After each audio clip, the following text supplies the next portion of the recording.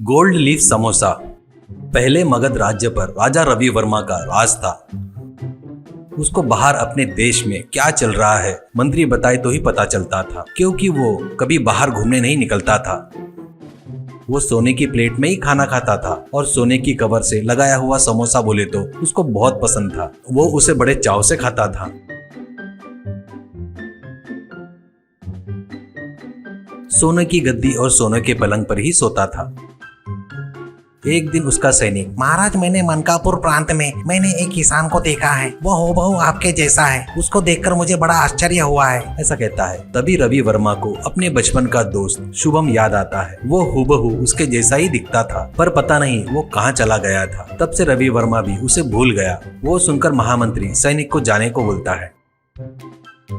महाराज पड़ोसी के देश वाले आपको मारने के लिए कुछ हत्यारे लोगों को अपने देश में भेजे हैं। उनको ढूंढने में अपने गुप्तचर विफल हो गए, इसलिए आप कुछ दिनों के लिए उस किसान के पास रहकर और उस किसान को आप यहाँ राजा बनाकर रखो। हत्यारे लोग मिलने के बाद फिर से यहाँ पर आ सकते हो, ऐसा कहता है रवि वर्मा। वो मेरा दोस्त है महामंत्री जी, उसे कुछ हो गया तो ये सब मैं नहीं कर सकता, ऐसा कहता है महामंत्री। आप उसके दोस्त होंगे पर आप इस देश के महाराज हैं, आपकी रक्षा करने की जिम्मेदारी हमारी है, कृपया करके मना मत कीजिए, ऐसा कहता है। महाराज ठीक है कहते हैं। अगले दिन महाराज घोड़े पर मलकापुर जाते हैं। वहां पर खेत में उसका दोस्त काम कर रहा था। रवि वर्मा उसको बुलाता है।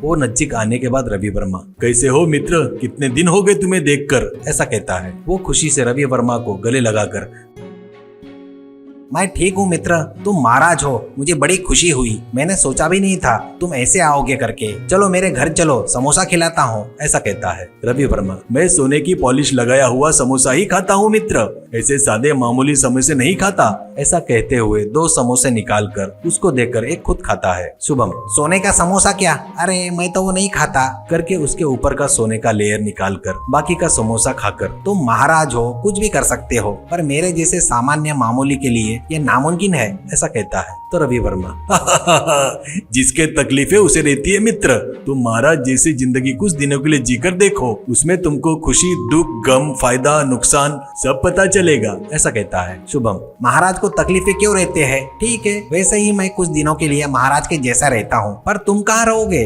रवि वर्मा, मैं भी तेरे जैसे यहाँ पर रहूंगा, ऐसा कहता है। वैसे दोनों कपड़े बदल लेते हैं। अब शुभम घोड़े पर राजमहल की तरफ निकलता है। रवि वर्मा खेती का काम करते हुए बहुत थक जाता है। अरे बाप रे, ये इतनी मेहनत का काम कर रहा है क्या, पूरा शरीर दर्द से भर गया है, ऐसा सोचता है। बाद में वो बाजार जाता है। वहां पर एक जगह पर समोसा बेच रहे थे। वो देखकर उसको बहुत भूख लगती है। रवि वर्मा, भाई समोसा कितने का है, ऐसा कहता है। वो 10 रुपए का है करके कहता है। 10 सोने के सिक्के क्या, ठीक है दे, करके उसको 10 सोने के सिक्के देता है। वो देखकर उसको आश्चर्य होता है। और एक जगह पर एक व्यक्ति मटके बेच रहा था। उसकी तकलीफ देखकर रवि वर्मा को दया आती है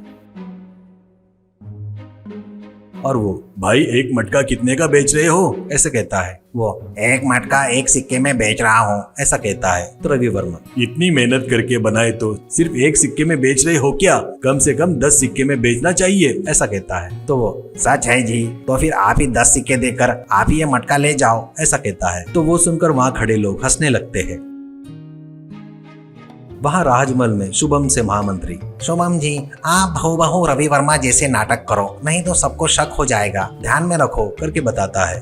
तब से शुभम की तकलीफें शुरू हो जाती है। सोनेरी समोसे ज्यादातर पदार्थों पर सोने का पॉलिश लगा रहता है। वो खाकर हजम नहीं होने से पेट पकड़ लेता है शुभम। उसे सोने के पलंग पर नींद नहीं आने से वो इधर उधर करवट बदलते हुए रहता है। आखिर में जमीन पर जब तक नहीं सोया तब तक उसे नींद नहीं आई। हे भगवान, ये कैसी जिंदगी है भाई, इससे तो मेरी जिंदगी ही बेहतर है, ऐसा सोचता है। एक दिन सभा में अचानक कुछ लोग चाकू तलवार लेकर शुभम पर हमला करते हैं, पर सैनिक लोग उन सब लोगों को पकड़ लेते हैं। महामंत्री, पराये देश से आए हुए इन हत्यारों को पकड़ने के लिए इतने दिनों से इंतजार कर रहे थे, महाराज आप आदेश दीजिए, इनको कठिन कारागृह की सजा सुनाते हैं, कहता है। तो शुभम, वो यहाँ ये महामंत्री जी वैसा ही करो, ऐसा कहता है और मन में सोचता है, थोड़े से बच गया यार, नहीं तो आज मैं खत्म हो जाता था।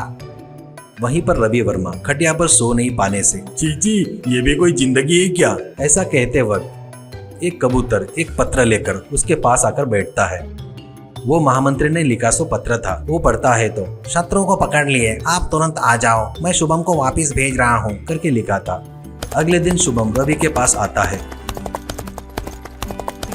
दोनों कपड़े बदल लेते हैं। रवि वर्मा, मित्र तुम चाहो तो तुझे मेरे पास अच्छी नौकरी देता हूँ, ज्यादा तनख्वाह भी दूंगा, तुझे पसंद है तो आ सकता है, ऐसा कहता है। तो शुभम ठीक है कहता है और खुशी से रवि वर्मा के घोड़े पर निकलता है राजमहल के तरफ।